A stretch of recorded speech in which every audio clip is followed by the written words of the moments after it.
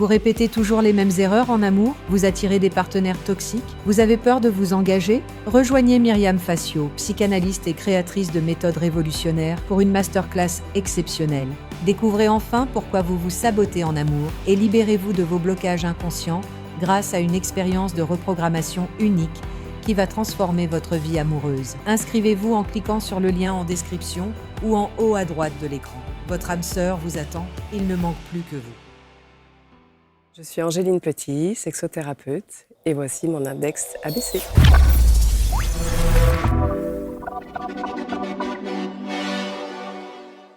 Nous allons donc découvrir le portrait d'Angéline Petit. Bonjour et merci d'être là avec nous. Bonjour Sandra, merci de m'accueillir.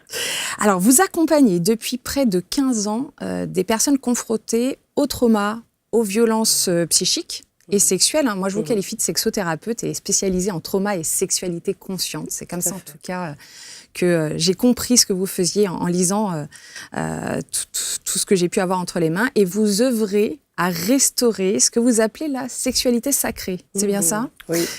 Alors, vous vous présentez à travers une phrase, et c'est là-dessus j'aimerais qu'on rebondisse. Là où il y a de l'amour, il ne fait jamais nuit.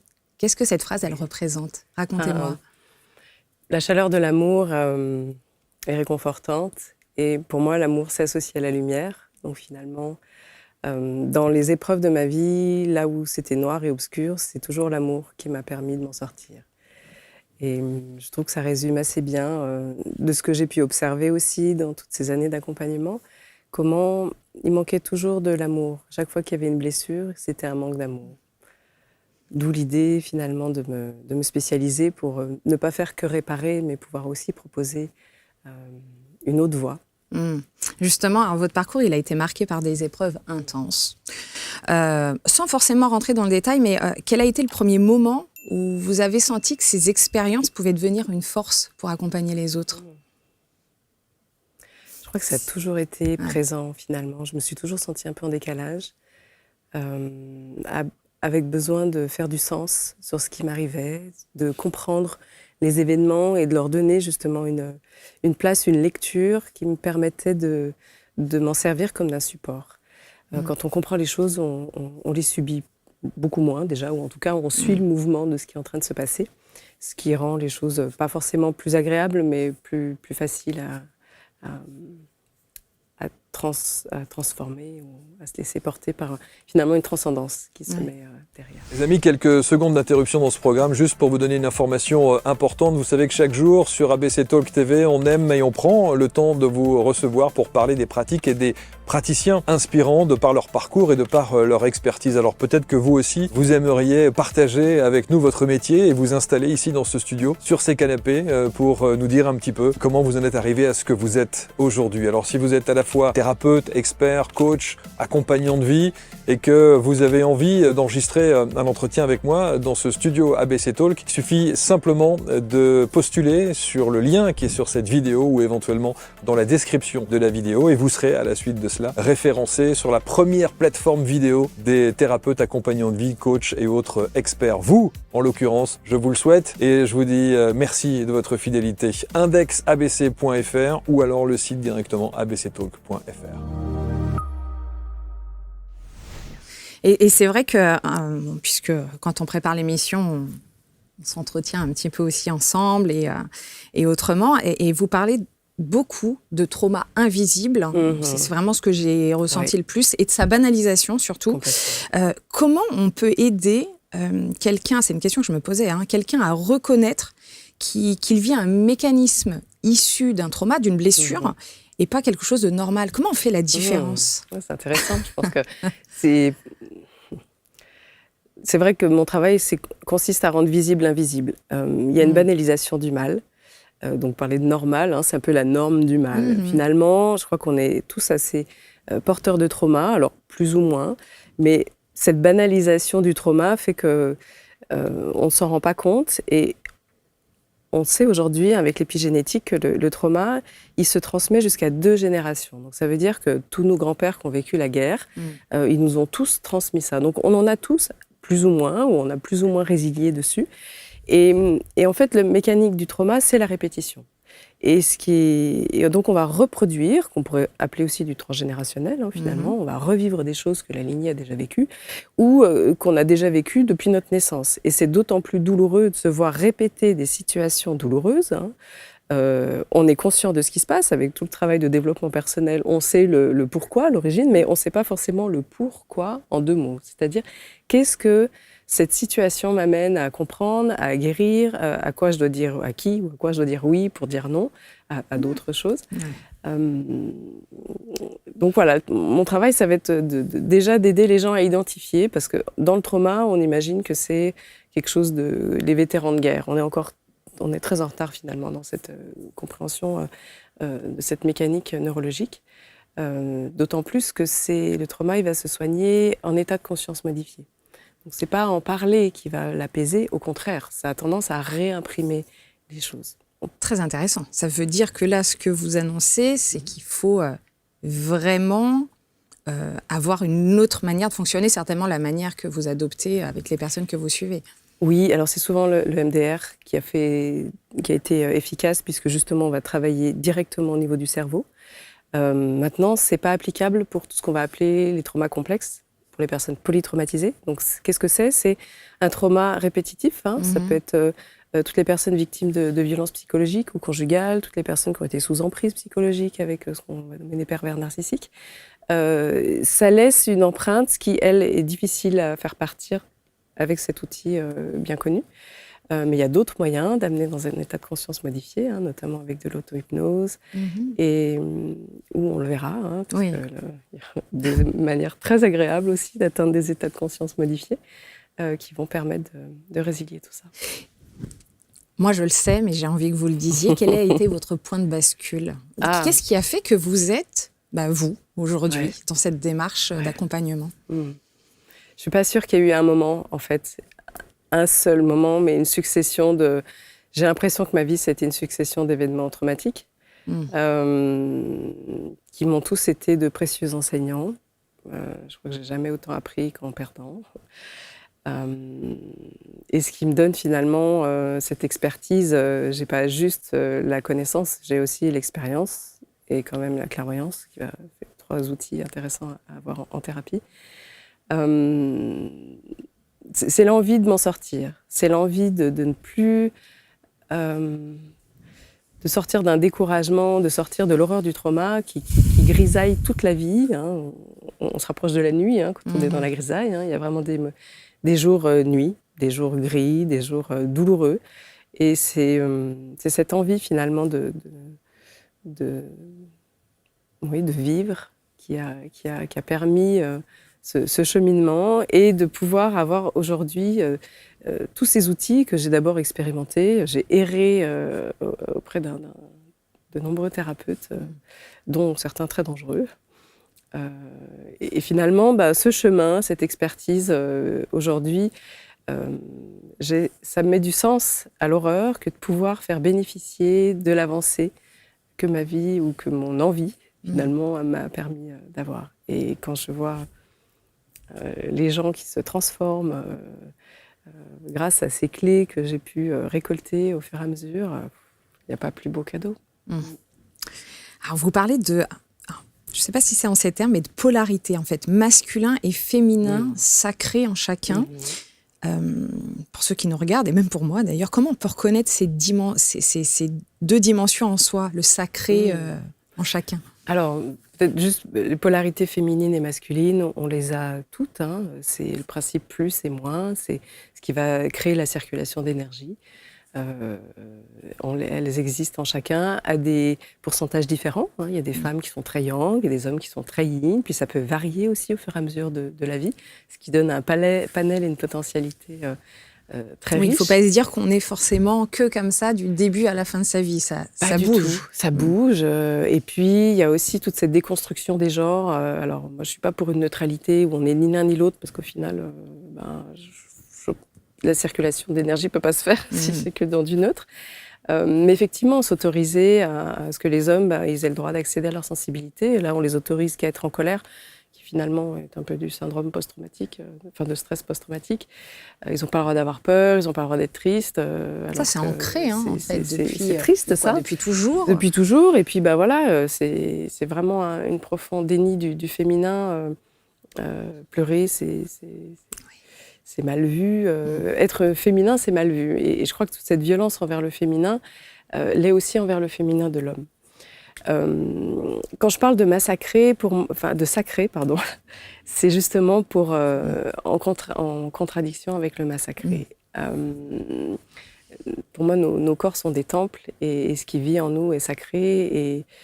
Et malheureusement, j'observe une domination systémique qui s'en prend aux fragiles, aux faibles. Et le féminin, de par sa position de réceptivité, vous me demandez qu'est-ce qu'est le masculin, serait quelque chose de plutôt émissif, yang, tourné vers l'extérieur, physiologiquement, on le voit. Et le féminin, par contre, c'est plutôt cette réceptivité, cet accueil, aussi finalement une vulnérabilité. De par la physiologie aussi, finalement. De par la physiologie également. Entre autres. Oui. Même si on a les deux en nous, et qu'on peut voir que la partie yang de la femme, ça va être ses seins, qui sont tournés justement vers l'extérieur. C'est vrai. Pour qu'il y ait, lors du rapport sexuel, une connexion qui s'établisse entre plus et moins. Belle polarité. C'est magique, nous avons bien fait. Alors, vous défendez, il y avait un terme que vous évoquez, que je ne connaissais pas. Maintenant je connais, mais je veux que vous l'expliquiez. Vous défendez le slow sex. Oui. Et la présence, finalement. Définissez d'ailleurs le slow sex pour ceux qui nous regardent. Le slow sex, c'est tiré du tantra. C'est ralentir pour mieux sentir. Donc c'est une connexion, une présence à soi et à l'autre lors de la relation sexuelle qui va permettre de diminuer la friction. C'est-à-dire que là, on est beaucoup dans la friction pour avoir de la sensation. Donc l'idée, c'est pas d'ôter toute friction, mais en tout cas, la connexion, la présence fait qu'il y a quelque chose d'autre qui s'ouvre, qui est bien plus grand, qui nous dépasse, qui est difficile d'ailleurs à définir, puisque c'est quelque chose, on pourrait dire, une troisième aura. C'est vraiment, j'appelle ça le sexe velours. C'est joli. Parce qu'il y a d'autres sensations qui sont là, il y a la présence, elle se fait par le regard, par le souffle, par la présence à l'intérieur de soi aussi, où on ne va pas se stimuler avec des imaginaires, parce que sinon on est complètement absent, mais vraiment dans une nudité à la fois du corps et de l'esprit. Et c'est ça qui crée une rencontre vraiment authentique, où les deux sont emportés dans cette troisième dimension. Et tout ça aide à la guérison quand... Arrivons à cela. Oui. Ça fait partie des éléments, en tout cas des conseils que vous donnez, j'imagine qu'ils sont bien plus vastes que le slow sex, mais tout ça permet de guérir émotionnellement suite à certains traumas qu'on a pu avoir. C'est important, c'est un passage... Alors, pas qu'émotionnellement, mais effectivement, ça va aussi, on va voir que l'orgasme, c'est un état de conscience modifié. C'est pour ça que je vous disais tout à l'heure, les traumas, ils se soignent dans des états de conscience modifiés. Et l'orgasme, il se passe avant tout au niveau du cerveau. C'est d'abord ces hormones qui vont donner l'information, ensuite au niveau de nos organes génitaux, d'avoir la contraction. Mais c'est d'abord, avant tout, cérébral. Et c'est vrai qu'on l'observe, l'orgasme, il est thérapeutique, dans le sens où c'est un grand courant blanc qui remet, c'est une sorte de reset, on pourrait même parler de sismothérapie. Ça permet de faire baisser la pression, on y voit beaucoup plus clair après, on pense mieux. Et puis, il y a une meilleure oxygénation du sang, le sang va circuler plus vite aussi, donc toutes les lymphocytes vont aussi accéder à l'ensemble du corps. Ça fait un peu comme une grande chasse énergétique, un grand nettoyage. Et on le sent bien derrière, on se sent mieux. Donc, il y a à la fois le soulagement psychique, émotionnel, mais aussi énergétique. Alors ça, c'est important aussi, que ce soit fait en conscience, et de ne pas s'associer à n'importe qui, puisqu'il y a cet échange d'énergie qui s'opère. Si on avait quelqu'un qui est plutôt gris ou qui a des consommations de produits qui vont surcharger son corps, on peut imaginer qu'on va récupérer aussi ça. Donc c'est important. Si bien qu'on le sache, on ne le sait peut-être pas à ce moment-là que la personne est grise. C'est ça, on ne nous le dit pas dans son énergie, dans sa nourriture, et effectivement, c'est important de le sentir, parce que La relation sexuelle, elle doit recharger. C'est vraiment quelque chose de thérapeutique en soi. Déjà, dans ce que je vous disais juste avant, la nudité à laquelle elle amène, l'authenticité de soi, de l'autre, il y a déjà une grande thérapie finalement que de s'accepter. Pour moi, l'amour, c'est aimer ce qui est moche et qui pue. Enfin, je veux dire, c'est facile d'aimer ce qui sent bon, mais ça, c'est plutôt du like. On est plutôt dans de la dopamine, dans une satisfaction immédiate. Alors que l'amour, ça demande un dépassement parce que c'est la disposition à vouloir le bien d'un autre que soi. Et en même temps, c'est agréable d'aimer, c'est doux dans son cœur et on fait du bien à soi et à l'autre. Alors, vous parlez d'amour, je suis obligée de parler d'une anagramme que vous m'avez fournie. Je la cite. « Faites l'amour, pas la guerre ». C'est l'anagramme parfaite. Et j'ai vérifié, je voulais être sûre parce que j'étais très étonnée, l'orgasme apaisera le futur. C'est fou, cette anagramme parfaite. Elle nous vient d'où, cette anagramme ? Alors, l'origine, je ne saurais pas dire. C'était Philippe Guimand qui l'avait transmis pendant le confinement.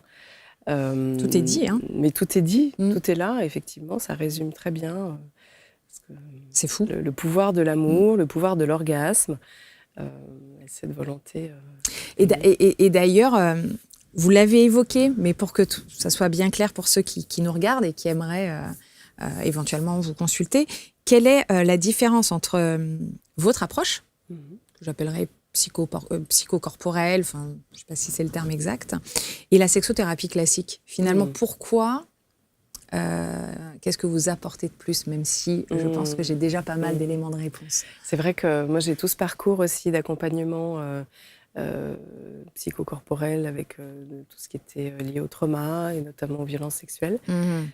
Oui, c'est vrai. Que j'ai aussi cette connaissance des mécanismes. Je suis formée en systémie, donc je vois aussi les enjeux qui peuvent opérer parce que quand on parle de sexualité, c'est avant tout une relation sexuelle. Donc c'est bien aussi de voir l'interaction qui s'opère. Toutes ces blessures qui se rejouent aussi, qui prennent la place de notre intimité, justement. Donc ça, moi, je vais avoir vraiment l'éclairage de ce qui se joue. Et c'est vrai que cette approche, comme je parlais en clairvoyance, aussi des circulations d'énergie, va donner peut-être cette petite touche différente.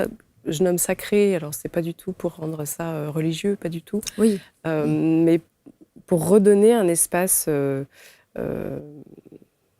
sacralisé, un espace qui est en lien avec une forme de pureté de ce qui se vit, de ce qui est là. Je trouve que on s'allie cette beauté et j'ai envie de pouvoir restaurer cet espace. On salit cette beauté. C'est pas la question que je voulais poser tout de suite, mais parlons de la pornographie. Ça me fait penser à ça quand vous me dites je trouve que l'association est assez bien faite. On salit cette beauté. Oui. Qu'est-ce que vous en pensez ? C'est ce qui m'a motivée à me spécialiser en sexothérapie, en disant je peux pas, ça me met trop hors de moi, je peux pas laisser ça, parce qu'on fait croire aux gens qu'ils sont libres, alors qu'on a écrit des scripts et des scénarios dans leur cerveau depuis le premier visionnage. Pour moi, c'est un viol de l'esprit, au sens où quand on est prépubère, qu'on a 8-9 ans, ou même 12 ans, ou même 15 ans, ou même 18 ans, ces images, elles restent imprégnées. Et on a beau dire, je sais que c'est pas la réalité, je fais la différence, il se trouve que notre cerveau fait réellement l'amour avec ces gens qui, pour le coup, ne sont pas des acteurs de cinéma, puisqu'ils font ces actes pour de vrai. Et il y a nos neurones miroirs font qu'on reproduit ce qu'on voit. Et ça, il y a des expériences qui le montrent. J'ai fait mon mémoire de sexothérapie justement sur l'addiction à la pornographie. D'accord. Je me suis quand même intéressée au sujet. Je m'étais inspirée d'une étude où ils montraient des films de sauts à des personnes qui n'étaient pas du tout sportives. Juste en regardant ces petits films de 4 minutes, ils avaient progressé dans les sauts. Donc on imagine bien qu'une pratique qui est associée à une récompense du cerveau, puisqu'il y a un plaisir en plus, on n'est pas juste à visionner, on associe le geste à l'image, eh bien, ça laisse des traces. Et moi, j'ai pu le constater aussi dans ma vie privée, que tous ces hommes, ils sont prisonniers de cette performance, d'un script, et même les femmes, parce que moi aussi, à un moment donné, j'ai pu me sentir très libre de faire ce qui était bien vu ou ce qui pouvait faire plaisir. Mais au final, on est juste libre de reproduire ce qu'on nous dit de faire. Donc, c'est pas de la liberté. Oui, je vois tout à fait. Et alors d'ailleurs, dans vos patients, clients, je ne sais pas comment on les appelle. Oui, je préfère patients, Patients. consultants. Oui, oui. Vous accompagnez tout le monde, c'est-à-dire hommes, femmes. Oui, les couples également. Adolescents, enfants? Ça peut arriver. Alors, enfants, pour moi, c'est un moment où effectivement la sexualité n'est pas être abordée. S'il y a des questions, on y répond, mais c'est pas le moment. Et c'est en ça que toute cette démarche d'éducation sexuelle. Alors oui, c'est bien effectivement qu'il y ait une éducation à la sexualité. Maintenant, en parler avant l'heure, pour moi, on est encore dans du viol psychique. On va rentrer des idées, on va rentrer des images avant même que la question se pose. Moi, je vais parler un peu politique, vous n'êtes pas obligé de répondre, mais alors du coup, avec tout ce qu'on entend là, de l'éducation sexuelle à l'école assez prématurée, vous avez un avis là-dessus? Est-ce que vous voulez le donner d'ailleurs? Pas bien finalement. En fait, déjà, vous donnez le mot, c'est prématuré. Oui, j'ai un peu été subjective. Non, mais c'est la réalité, c'est ça. C'est-à-dire que, comme les fruits d'un arbre, vous savez, on sait bien à peu près la saison à laquelle les pommes, on sait que c'est septembre-octobre, mais elles ne sont pas toutes mûres en même temps. Pourtant, c'est le même arbre, le même soleil, la même exposition. Les enfants, c'est pareil. On sait qu'autour de la puberté, il va y avoir des questions, mais pas tous au même moment, chacun a sa subjectivité, sa sensibilité. Et là, cette idée de normalisation, pour moi, on revient à une norme du mal, on standardise et on abîme, on ne respecte pas le rythme et la maturation de chacun. Ça part d'une envie de prévenir des risques qui, à votre sens, et au mien aussi entre nous, n'est pas adapté. Moi, je suis un petit peu réactive par rapport à cette prévention. Si on voulait vraiment prendre soin des enfants, on aurait interdit l'accès aux films porno sur les téléphones. On a attendu qu'ils y aient tous accès pour dire « Oh là là, il faut qu'on fasse quelque chose ». On va aller encore plus tôt, dès le primaire, leur parler des films porno pour leur dire « c'est pas bien ». Et pour moi, ça, c'est du bullshit. C'est de l'inversion. Et dès qu'il y a de l'inversion, il y a de la manipulation. Parce que si je vais leur dire « c'est pas bien », je suis en train de leur dire « ça existe ». Allez voir ce que c'est. Et donc, en quoi on les préserve et on les protège? Je ne crois pas ça. Oui, je vois. Alors, est-ce qu'il y a une possibilité de réversibilité, Alors, le cerveau est-ce qu'on est perdu ou est pas, magnifiquement plastique. Et c'est en ça que je crois vraiment que l'amour et l'humour sont les plus grands remèdes. Et heureusement qu'il y a cette plasticité cérébrale où on peut guérir et corriger. À défaut, mais de toute façon, je crois que cette résilience, elle est présente et encore plus chez les enfants. Non, il ne faut pas que ce soit enfermant. Mais je pense qu'il faut être vigilant et tous les parents qui se posent la question et qui s'inquiètent, bah oui, à juste titre, puisque ils sont responsables du bien-être, de l'équilibre psychique et émotionnel de leur enfant, en tout cas jusqu'à la majorité. Donc c'est important qu'ils se positionnent, qu'ils posent des questions. Parce que je pense que les professeurs qui vont... Parce que du coup, c'est même pas des gens extérieurs formés, ça va être les professeurs qui vont être amenés à le faire. Qui pose, donc il y a un mélange, puisque problème. Même si ça peut être gênant de parler de cette intimité avec nos parents, ça l'est aussi avec un professeur qui nous raconte d'autres matières. Pour moi, il y a un mélange des genres qui n'a pas lieu d'être ou qui est une habituation à faire baisser une vigilance pour continuer à mélanger les genres adultes et enfants. Voilà, je pense c'est eux les gardiens du sacré. Leurs enfants, c'est ça le sacré. Oui, affaire à suivre. À suivre, effectivement. C'est ça, où il faut venir vous voir si besoin. C'est même pas... en tout cas, voilà, s'il y a des questions, moi je travaille aussi à distance et effectivement, ne pas rester seule avec ça. Oui, parce que vous avez un cabinet, vous recevez vos patients, vous travaillez également à distance, j'imagine, téléconsultation, visio, téléphone, si on n'a pas envie de montrer son visage. Oui, ça peut être tout à fait au téléphone, sans la caméra allumée, tout est possible. Voilà, et d'ailleurs, j'imagine que vous adaptez... Comment vous vous adaptez en fonction des âges? J'imagine qu'il y a une adaptation. Vous avez majoritairement des femmes, je suppose. Je ne sais pas pourquoi j'ai cette a priori. Beaucoup des femmes. En fait, oui, les hommes prennent rendez-vous, mais souvent, ils annulent. Pourquoi, d'ailleurs, vous avez ce recul sur le pourquoi ce sont plus les femmes que les hommes? Les femmes ont plus d'ouverture par rapport à la sexualité et aux problématiques qui tournent autour, ou c'est pour d'autres raisons, selon vous? La femme, elle est l'initiatrice de l'homme au niveau de la sexualité. Et l'homme, il est conditionné à cette performance. Et donc, venir en consultation, c'est avouer finalement une forme d'impuissance Et quand on a été construit à être un guerrier, parce que la société patriarcale, c'est ça, hein, c'est construire les hommes à faire la guerre, à pas être à l'écoute de leur sensibilité. Donc venir déposer les armes et se retrouver vulnérable, c'est très compliqué. Il faut vraiment tout déconstruire d'abord. Moi, je l'explique comme ça, oui. Ah, et du coup, vous dites, ils prennent rendez-vous et ils annulent. Donc, c'est leurs femmes qui les ont un peu obligés à prendre rendez-vous ou pas? Je suis pas derrière. Je pense que en fait, c'est au moment du passage à l'acte, finalement, quand ça se rapproche, quand il y a la peur de cette vulnérabilité, puisque être vulnérable, on l'a vu tout à l'heure, c'est contacter son yin. Et on leur a interdit ça. Enfin, je veux dire, les hommes, ils ont le choix. Alors, ça évolue un peu, mais avant, c'était soit macho, soit tapette. Je veux dire, c'est la peste ou le choléra. Enfin, au niveau être sensible, c'était une pisseuse. C'est dire vraiment le mépris qu'on a envers le féminin. Et quand on est construit être un guerrier, faut être fort, faut être puissant, faut pas écouter sa sensibilité. Et moi, je pense que c'est ça d'abord qu'il faut traverser et finalement reconnaître sa vulnérabilité, c'est sa plus grande force. Parce qu'on ne peut pas nous l'apprendre, puisque c'est quelque chose qu'on a choisi de regarder.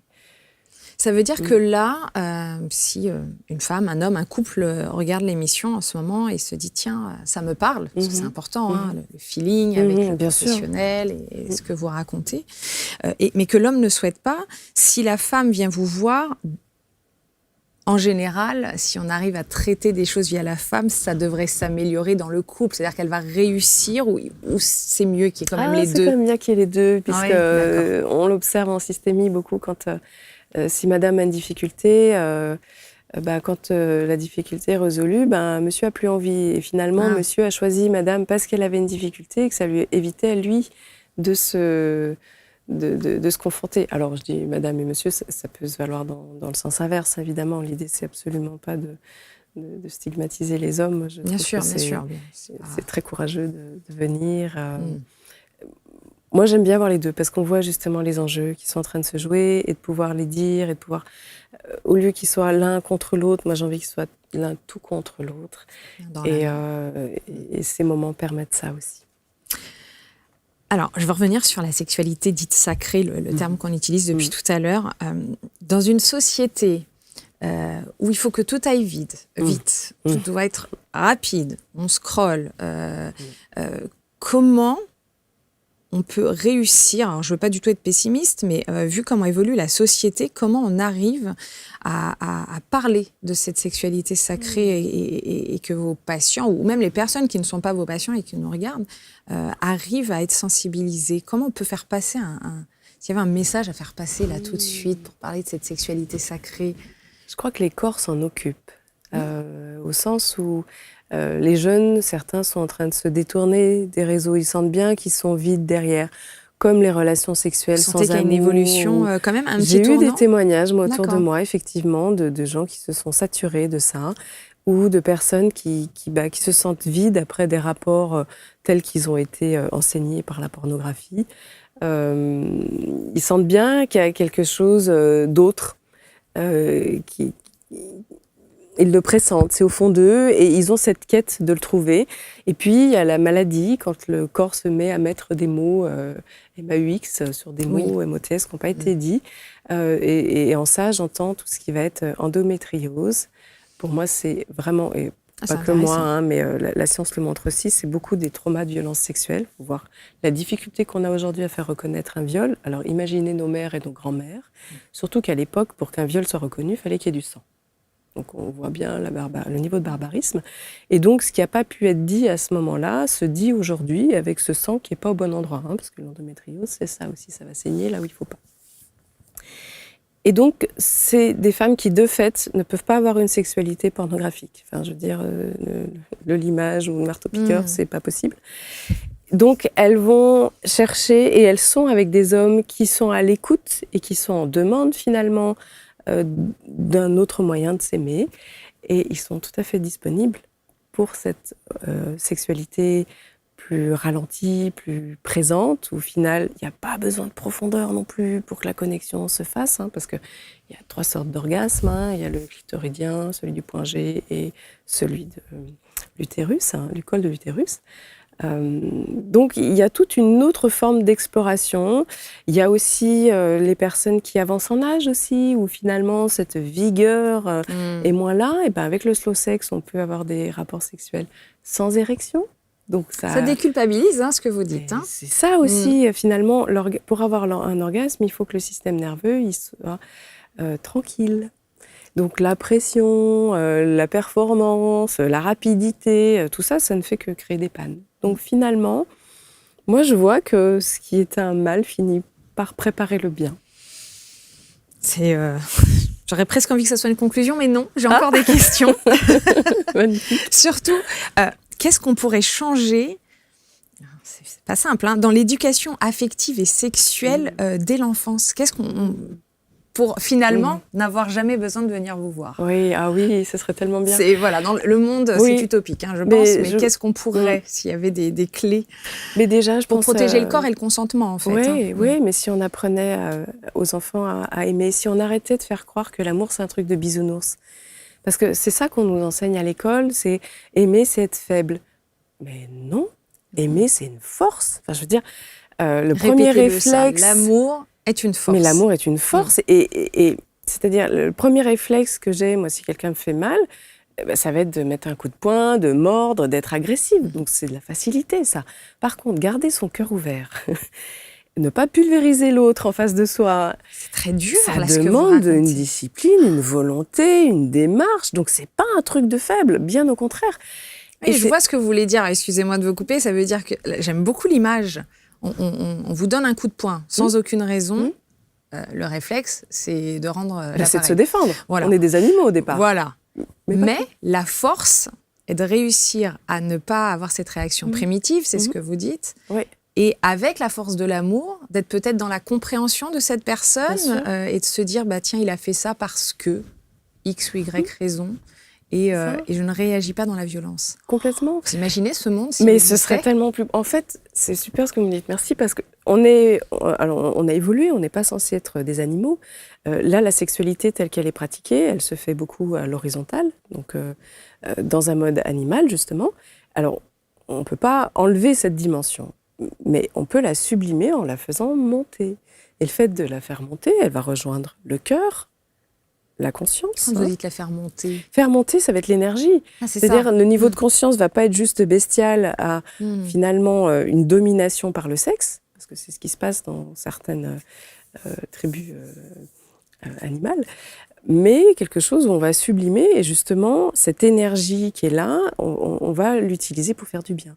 Si on se donnait tous de l'amour, au lieu de se piquer pour récupérer de l'énergie parce qu'on se sentait mal, ça fonctionnerait mieux. Et je pense que apprendre ça, les enfants, ils le font naturellement, mais on les déforme quelque part. C'est ça. En leur faisant, en abîmant ce qui est pur en eux, en leur montrant l'exemple que c'est ceux qui dominent, c'est les méchants qui s'en sortent. Alors que viennent en plus par-dessus les images pornographiques dont on a parlé. Enfin, sont plein de petites couches finalement. En fait, le porno est construit sur la société patriarcale. C'est juste finalement une loupe de cette construction-là. Ça pourrait exister un porno sain, selon vous, Alors, il y en a qui appellent ça du porno éthique. Ça existe peut-être. Je pense qu'effectivement, il y en a pour qui ça permet de nourrir une certaine imaginaire, de donner des idées. Moi, je suis plutôt dans l'idée que l'instinct, on l'a en chacun, et c'est de pouvoir donner l'environnement, la confiance, le contexte, pour trouver comme les poissons qui suivent le courant, en fait. Et je crois que plus on est déconnecté, plus on est tourné vers l'extérieur, vers des idées extérieures, moins on retrouve ce courant à l'intérieur de nous.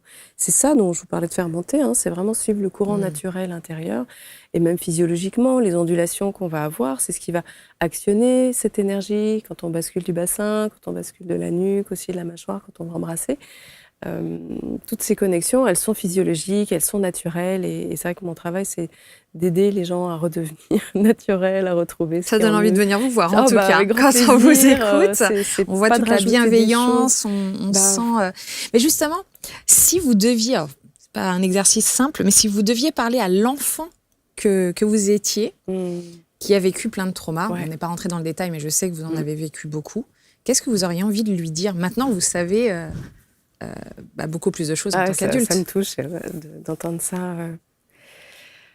Que c'était pas de sa faute, déjà. Et qu'elle méritait d'être aimée.